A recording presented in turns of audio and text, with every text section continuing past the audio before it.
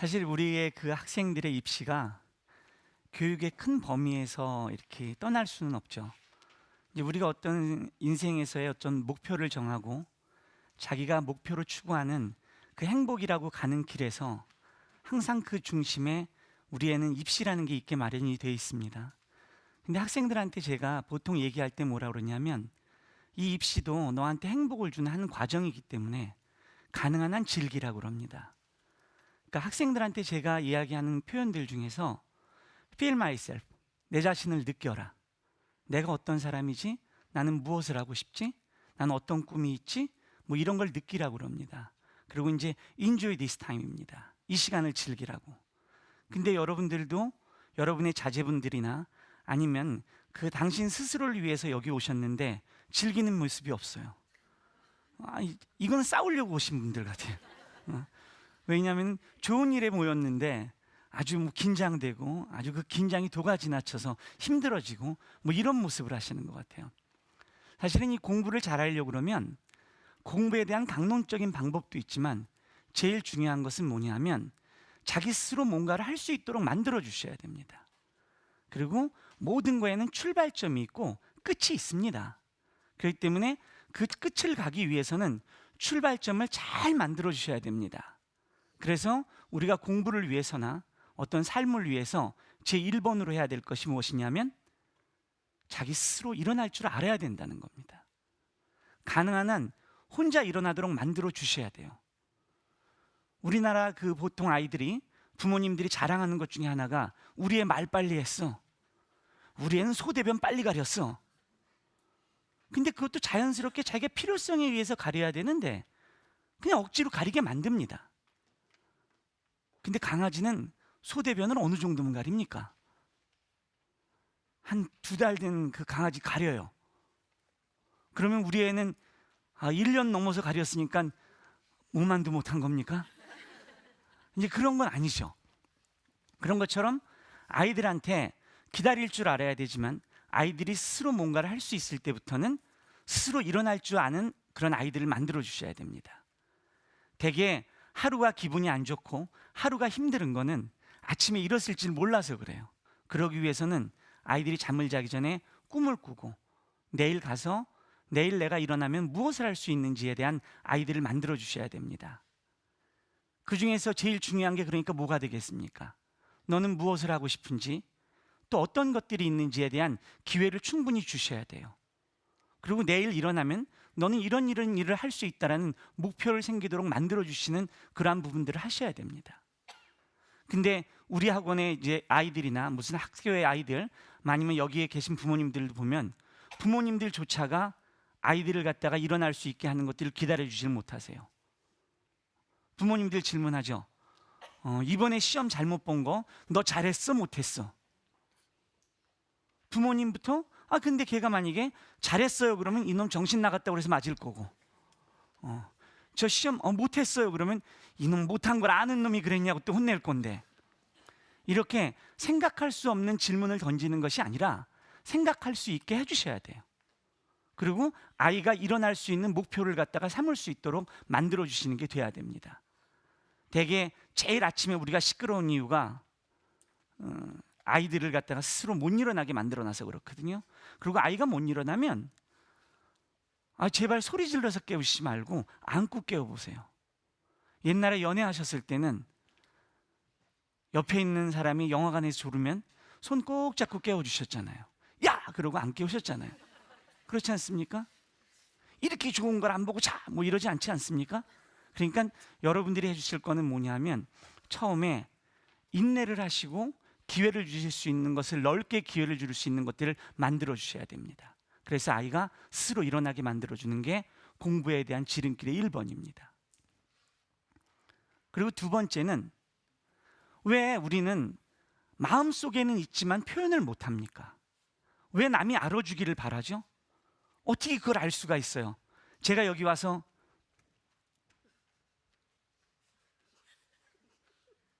말 안 해도 제가 무슨 얘기하는지 아시겠죠? 어떻게 이게 될 수가 있어요? 그죠? 그것이 아니라 자기가 사랑한다고 하면 사랑한다고 얘기를 할 줄 알아야 돼요. 지금 여기 계신 부모님들이 얼마나 자식을 사랑하고 또 자식은 그 부모를 얼마나 사랑하는지는 서로가 잘 아실 거 아닙니까? 그런데 그것을 잘 안 해요.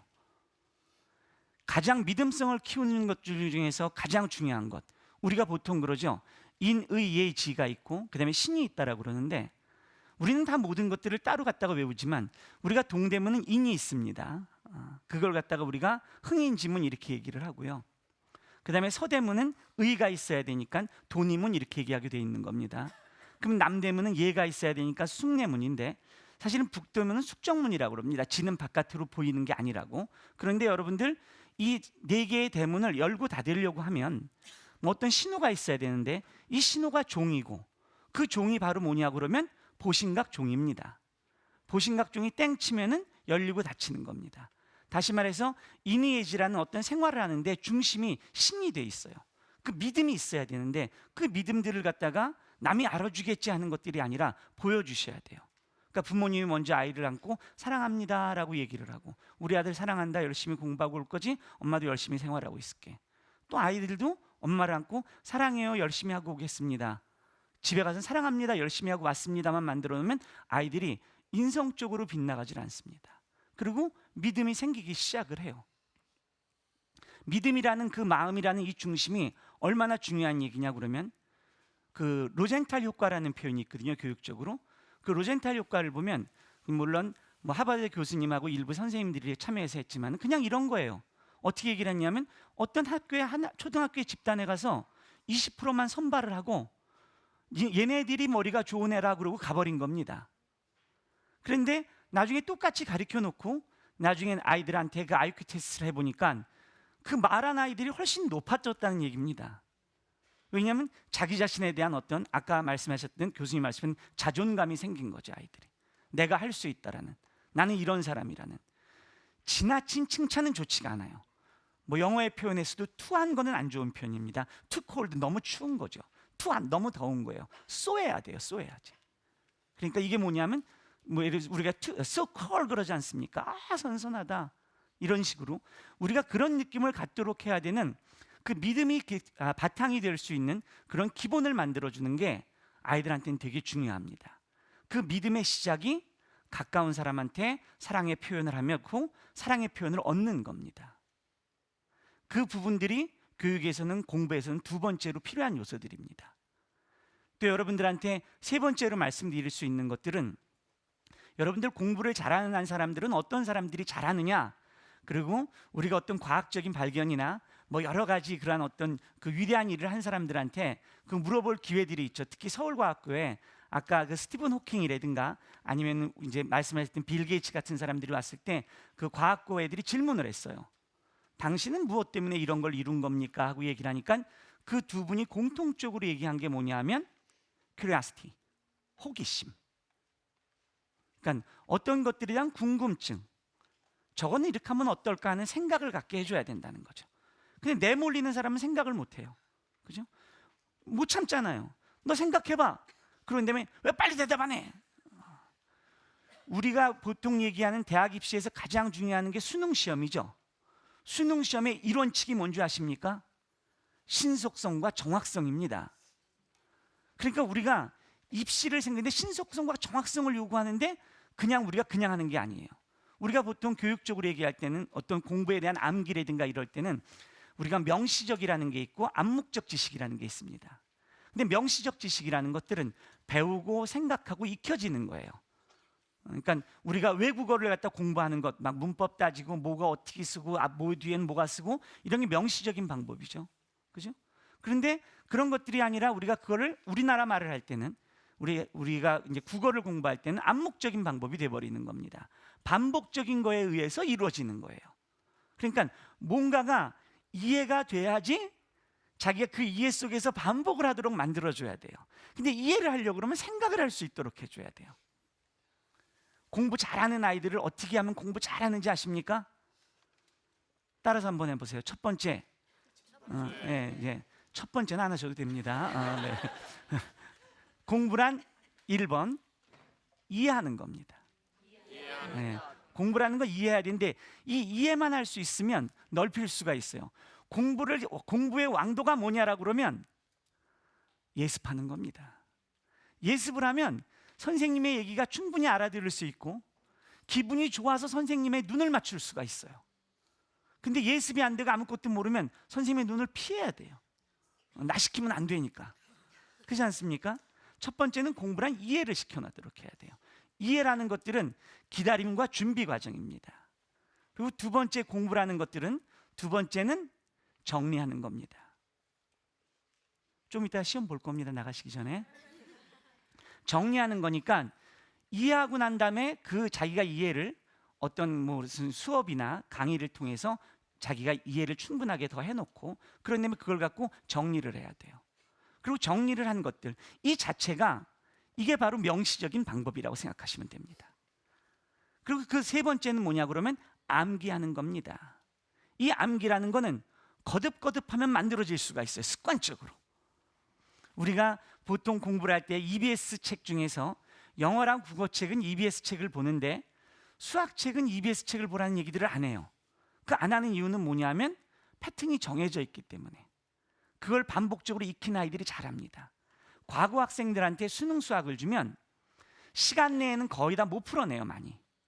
그런데 시간을 넉넉하게 주면 풀어냅니다. 그런데 우리가 얘기하는 그러니까 수능 공부하는 방법이 다르고 과거 애들이 심화 공부하는 방법이 다르게 갖고 있다는 거예요. 근데 그거에 익숙해져야지만 이게 맞는 얘기입니다. 그렇기 때문에 그런 부분들을 할 때 우리가 세 번째로 공부하는 것들은 뭐냐면 암기하는 겁니다. 세 번째 공부는. 그 외우는 거 아니겠습니까?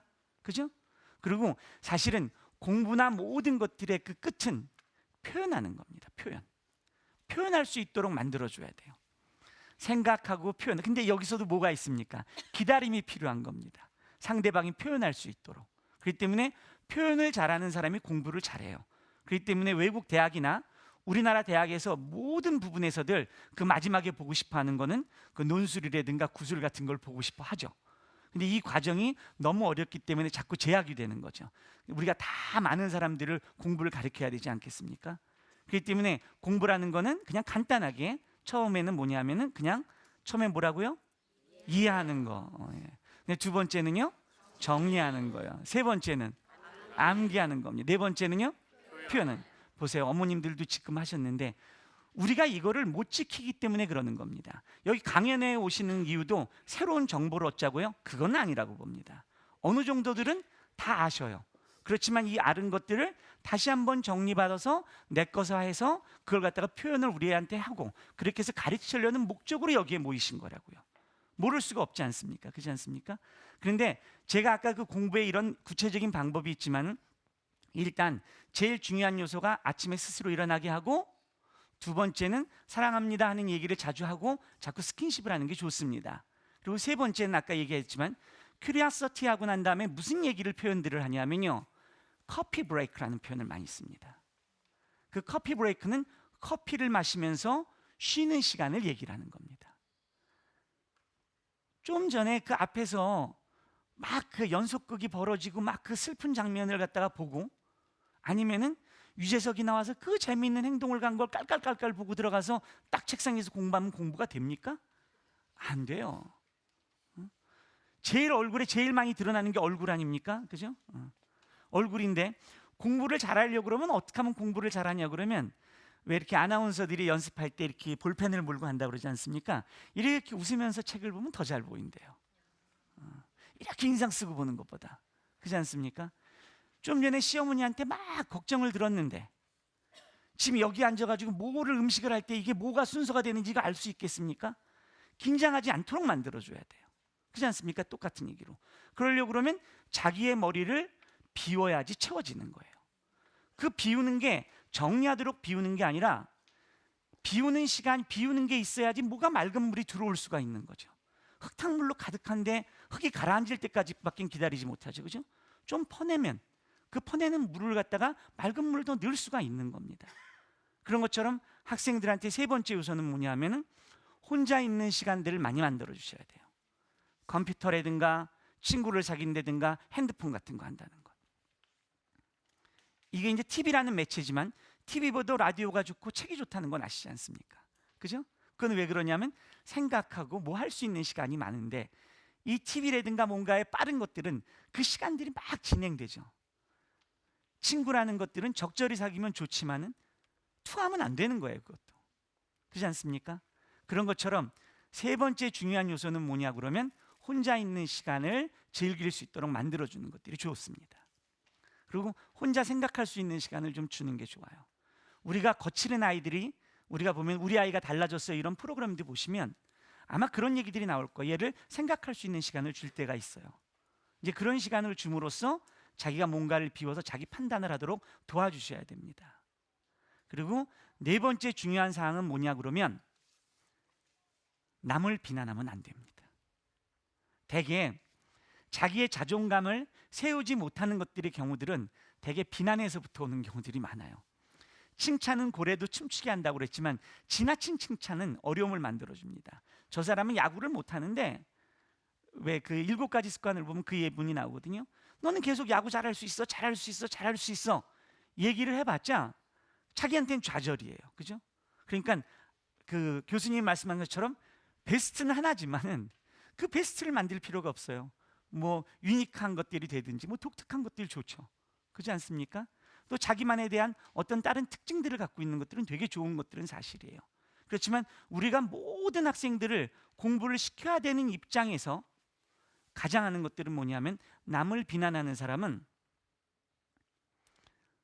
장점을 남을 보지를 못하니까 남이나 주변을 통해서 발전적인 일을 할 수가 없습니다. 남의 장점을 봐야지 자기가 하던 것들이 3개가 됐다면 4개가 될 수 있는 거예요. 좋은 것들이. 그리고 남을 비난하던 사람이 끝내는 자기 자신도 비난하게 되어 있어요. 습관이거든요. 공부에서 아이들에 대한 기본적인 룰을 만드는데 그 기본적인 룰이 첫 번째는 꼭 아이를 스스로 일어나도록 만들어 보세요. 안고 사랑한다라고 그러고 보듬어도 주고 힘들지 격려하고 아이고 우리 아들 일어나면 일어났다고 격려하는데 아이가 지금 마음을 잘 먹어서 한번 딱 일어났는데 아이고 네가 어찌 혼자 일어났어? 술을 계속 마시는 남편들한테 아이고 자기 그래 어쩐 일로 술을 안 마셨어? 어이구 어저께 피곤했나 보네. 어저께 그렇게 많이 마시더니 그게 아니라 우리 남편 술을 다 안 마셨어. 내 기도가 통했나 본데 오늘 나 나가는데 자기를 위해서 그런 기도했는데 어떤 사람은 이 기대가 되겠냐고요.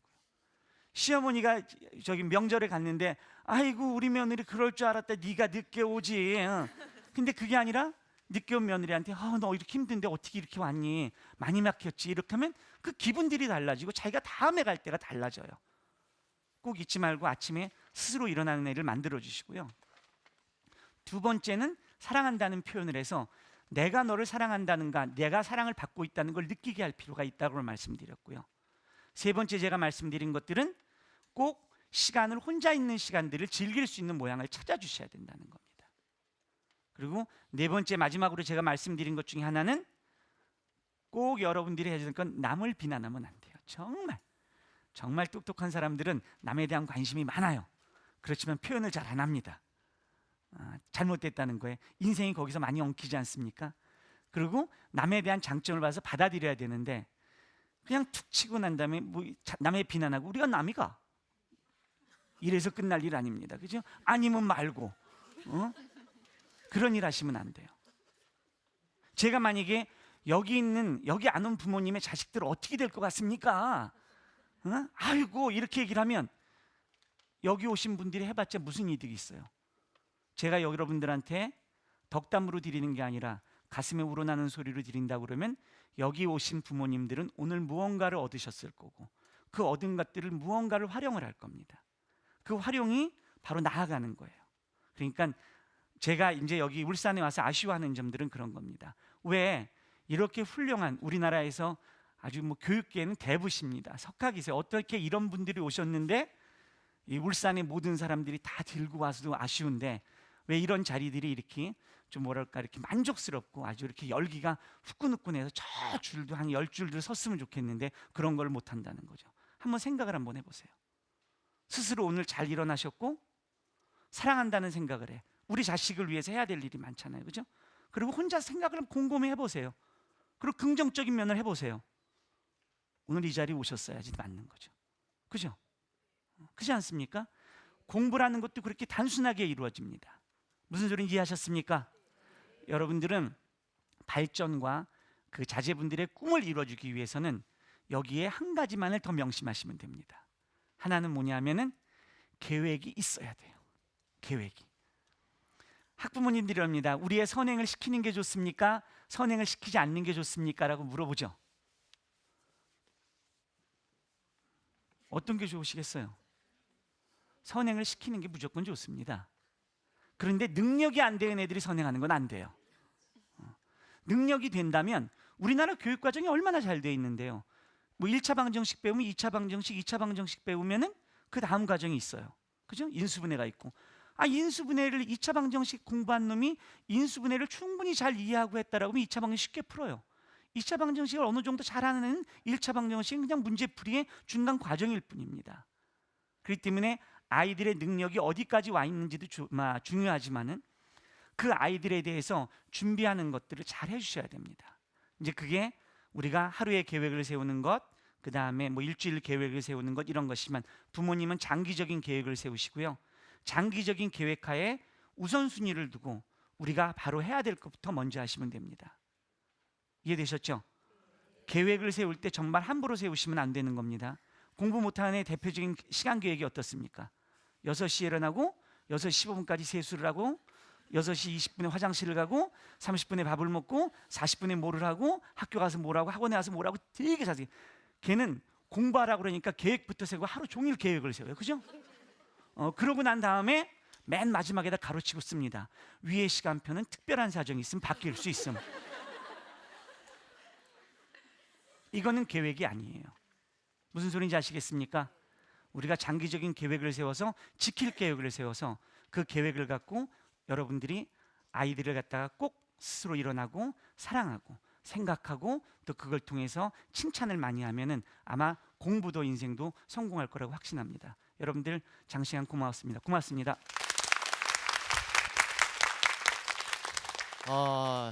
일단 선생님을 두 분을 이렇게 모실 땐 처음에는 그런 걱정을 했어요. 두 분께서 어떤 그 경쟁자적인 그런 분위기가 경쟁하는 분위기가 좀 만들어지지 않을까 그래서 처음 걱정을 했는데 상당히 화기애애한 분위기 속에서 훈훈한 분위기 속에서 두 분께서 어떤 그 보완을 해주는 그런 관계 또는 어떤 그 동반자적인 그런 분위기 속에서 정말 쏙쏙 머리에 들어오는 좋은 정보를 함께 해주신 것 같습니다. 두 분께서도 어떤 강연을 하셨지만은 또 한편으로 나머지 반은 또 이제 강연을 듣는 그런 입장이셨잖아요. 서로에 대해서 어떤 그 인상을 가지고 강의를 들으셨는지 한 교수님 먼저 어떤? 저는 아주 오늘 많이 배웠습니다. 우리 역시 현장에서 아이들을 지도하고 학부모님들을 자주 만나 뵈고 그러니까 그 살아있는 이야기예요. 구체적으로 부모님들이 이렇게 지도하면은 아이들이 그냥 쑥쑥 클 뿐만 아니라 원하는 대학교에 다들 들어갈 수 있는 그런 이야기라고 생각이 되어서 저도 새롭게 배웠습니다. 특별히 아까 말씀하신 것처럼 첫째는 먼저 이해를 해야 되겠죠. 이해해야 되죠. 두 번째는 이해한 거를 나름대로 정리를 해야 되잖아요. 바로 정리만 써놓는다고 정리가 되는 건가요? 뭔가 나름대로 그 정리를 해서 그거를 자기가 딱 알아듣게끔 자기 식으로 암기를 해야 되고 암기해두면 그냥 버리면 소용없는 거죠. 그거를 어딘가 가서 이렇게 표현을 하면은 그 이해된 게 이렇게 된 거로구나. 그로부터 또 발전하고 그래서 저도 이제 교수지만은 이렇게도 앞으로도 또 해야겠구나 하는 걸 좀 배웠습니다. 그런 의미에서 아주 감사합니다. 그게 아니라 저한테는 은사십니다. 제가 이제 강의를 긴 강의는 아니지만 이제 제가 원래 나온 학교는 다르지만 그 교육대학원에서 강의를 듣고 또 모임에서는 항상 저희한테 좋은 얘기를 많이 해주는 교수님한테 칭찬을 들으니까 아주 몸둘 바를 모르겠습니다. 그러니까 왜 청출어람이라고 할 수는 없고 번데기 앞에서 주름 잡아본 것 같아가지고 제가 아주 몸둘 바를 모르겠습니다. 예, 자 두 분 상당히 분위기 좋습니다. 오늘 좋은 분위기 속에서 좋은 이야기 많이 나올 것 같은데 아까 한 교수님께서는 어떤 그 창의적인 인재, 어떤 그 가정 내에서 가정교육 토론 이야기 많이 하셨거든요. 사실 토론의 소중함은 많이 또 느끼게 되는데 결국에는 저 같은 경우는 그러더라고요. 그래, 네 얘기는 다 알겠는데 시키는 대로 해라. 결론을 일반적으로 그렇게 내리는데 어떤 실천 방법이랄까요? 어떤 그런 마음가짐 어떤 게 좀 필요할까요? 이게? 먼저 부모님들 입장에서 들어야 되겠죠. 얘가 왜 그런 이야기를 하는지 그 이야기 전체를 파악을 하기 위해서 좀 들어줘야 되는데 우리 부모님들이 들어주는 일에 인색해요. 근데 그 들어주는 일에 인색한 거는 그렇게 자라나지를 않으셨기 때문에 그래요. 그리고 금방 아나운서님 말씀하신 것처럼 뭐 네 얘기 뻔한 얘기 그건 이거야 따로 알았어 이건 아닌 것 같아요. 무슨 들어주는 연습을 해라. 들어주는 것이 아이를 이해하는 지름길이다 이렇게 저는 생각하고 있습니다. 원장님께서는 어떻습니까? 근데 이제 그 아까 유대인 교육을 먼저 말씀해 주셨는데 그 캐나디가 교육 형태에서 미국에서 얘기하는 그 굿뉴스 게임이라는 게 있습니다. 굿뉴스 게임이 이제 그 아시겠지만은 그냥 자기가 어떤 주제를 정해서 좋은 이야기들만 하는 거예요. 식탁에서. 근데 이제 우리의 아까 그 문화는 좀 다르지 않습니까? 왜냐하면 밥 먹을 때 얘기하면 그 복 나간다고 그러는 거는 이제 우리가 좀 문화가 다르다고 아까 말씀해 주셨는데 교수님이 빨리 그 안방을 치워야지 그 어른들이 쉬시니까 빨리 내나가니까 말할 기회가 없죠. 그리고 나가서 빨리빨리 일해야 되는데 그 굿뉴스 게임이라는 자체가 밥을 먹으면서 충분한 이야기를 할 수 있는 것. 그래서 요즘 같은 경우에 그 아침형 인간을 만들으라는 여러 가지 중에서 그 아침밥을 꼭 같이 먹어라 이런 거니까 그런 거를 실천하시면 아마 좋은 어떤 방법이 될 수 있다고 생각을 하고 있습니다. 그리고 흔히 그 어른들 얘기하시는 어떤 밥상머리 교육 네, 그런 차원에서 봐도 될 것 같고요. 자, 함께하신 우리 여러분께서 궁금한 점 있으시면은 이제 질문 받는 시간을 갖겠습니다. 궁금한 거 있으시면 손을 들어주시면은 되겠어요. 우리 학생도 괜찮고요, 우리 부모님도 괜찮고요. 네, 마이크를. 분위기 학생 같으세요. 감사합니다. 네, 저는 이제 외국어 교육에 대해서 잠시 문의를 드리고 싶은데요. 저희 애가 이제 7살이고 내년 초등학교를 들어가는데 TV라든지 방송 매체 보면 항상 어떨 때는 외국어를 꼭 선행하고 열심히 해서 해야 된다라고 얘기를 하고 얼마 전에 이제 뭐 TV를 또 프로그램 보니까 영어 공부를 선행을 왜 하느냐 지금 교육 과정으로도 충분하다 그러면서 사립학교의 영어 몰입식 교육에 대해서 굉장히 좀 비판적으로 얘기하는 방송을 봤거든요. 그러면 도대체 우리 교육 과정이 정말 학교 교육 과정이 외국어를 선행 안 해도 될 정도로 그 정도로 이렇게 과정이 되고 있는지 아니면 또 일각에서 하는 것처럼 정말 선행을 해야 우리나라에서 좀 뭔가 잘 할 수 있는지 그렇게 여쭤보고 싶고요. 거기서 보면 어떤 그 피디가 그 어머님께 물어보시더라고요. 영어 공부를 왜 하십니까? 딱 물었더니 영어 공부하면 대학 가나요? 이렇게 오히려 물어보시더라고요. 그래서 그게 우리나라 그 어머님들의 실정 같은데, 그러니까 한번 그 부분에 대해서 답변을 부탁드리고 싶습니다. 네, 굉장히 신중하고 솔직한 답변을 해주셔야 할 것 같아요. 먼저 이제, 네, 잘생기신 분부터. 그럼 교수님이 먼저 하셔야 됩니다. 저기 그 이제 외국어 공부라는 것들은 말 그대로 우리한테는 제2 언어 아니겠습니까? 그러니까 제2 언어니까 제2 언어는 제2 언어답게 해야 된다고 생각합니다. 그러니까 제가 그 앞선 그 제 강연에서 말씀드렸지만은 우리가 영어를 배우는 방법이 있는데 그 공부에 예를 들어서 우리가 인텐시브 리딩이랑 익스텐시브 리딩하는 방법이 있거든요. 그러니까 인텐시브 리딩이라는 건 정독이라는 표현을 하고요. 그 익스텐시브 리딩이라고 그러면 다독이라는 표현을 하게 되어 있습니다. 그런데 그 어학이라는 자체를 순수하게 어학으로 얘기를 할 때는 우리가 국어를 어떻게 배웠습니까? 그죠? 맨 처음에는 생각이시 기억 니은을 배웠다가 그렇게 배웠죠. 기억 니은 맞죠?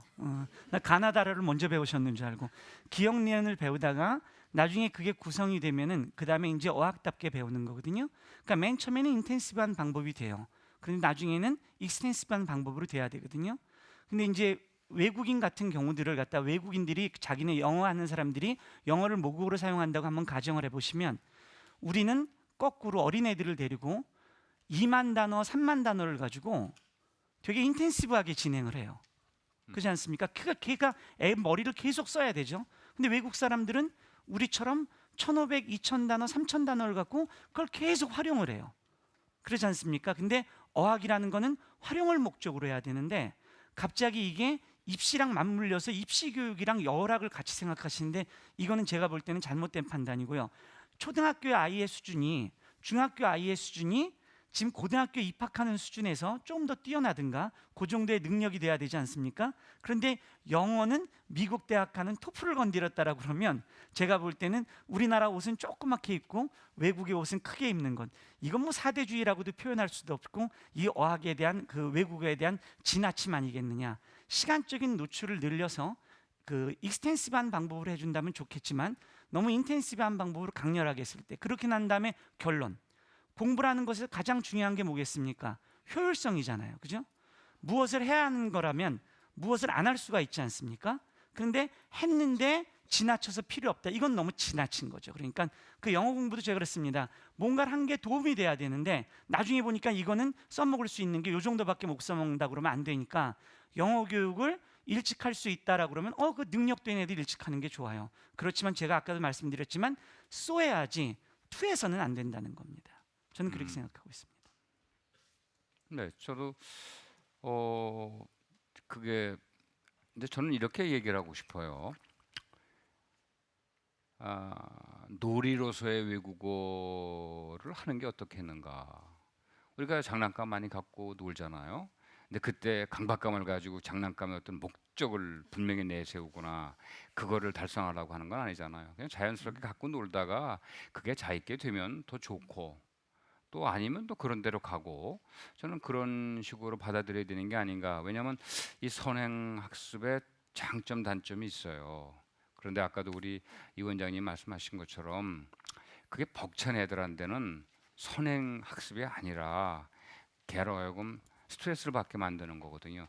그거는 오히려 애로 하여금 실증을 느끼게 만들기 때문에 그건 안 하는 게 좋겠다. 근데 그 관찰은 부모님이 잘 보셔서 제가 처방은 그냥 놀이의 한 종류로서 익숙하게 하라. 그러면 도움이 될 거다. 이렇게 저는 생각하고 있습니다.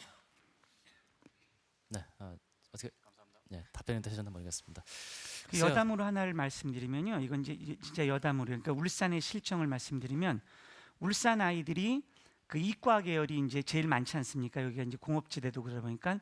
그런데 울산 아이들의 그 대학을 가는 데 있어서 이과 아이들이 자기네 이과 수학의 포기의 확률이 60%가 넘어가고 있습니다. 이게 무슨 뜻이냐 그러면 입시라는 것에서는 수학이 되게 비중을 많이 차지함에도 불구하고 이과 수학을 안 해버리면 어떤 현상이 벌어지냐면 나는 대학을 서울로 안 가겠다는 뜻이 되고요. 나는 국립대학을 안 간다는 뜻이 되거든요.